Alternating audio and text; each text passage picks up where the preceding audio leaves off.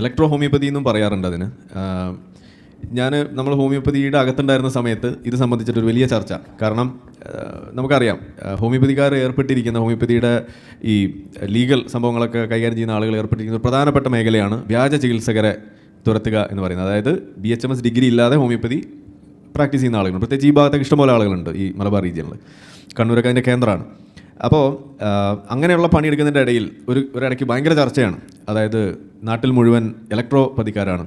അപ്പോൾ ആളുകൾ അവരൊക്കെ ഇലക്ട്രോ ഹോമിയോപ്പതിക്കാർ ഇതാണ് ഹോമിയോ എന്ന് കരുതി അവിടെ പോകുന്നു. അപ്പോൾ നമുക്ക് അവർക്കെതിരെ നീങ്ങണം എന്ന് പറഞ്ഞു. ശരി, അപ്പോൾ അന്ന് ചർച്ച നടക്കുന്നു, മീറ്റിംഗ് ആണ്. അപ്പോൾ ഞാൻ മീറ്റിങ്ങിൽ ചോദിച്ചു എന്തുകൊണ്ടാണ് ഇലക്ട്രോ ഹോമിയോപ്പതി തെറ്റാകുന്നത്? അതിന് തെളിവില്ല എന്ന്. അപ്പോൾ ഞാൻ ചോദിച്ചു അപ്പോൾ ഹോമിയോപ്പതിക്ക് തെളിവുണ്ടോ? അത് ഇവിടെ ചോദിക്കാൻ പറ്റില്ല. അതായത് നേരത്തെ പറഞ്ഞ പോലെയാണ്, നമ്മളിപ്പോൾ നാടൻ പഴം അന്വേഷിച്ച് നടക്കും. നമുക്ക് നാടൻ പഴം കേരളത്തിലുണ്ടാകുന്ന പഴം എന്ന് പറയും.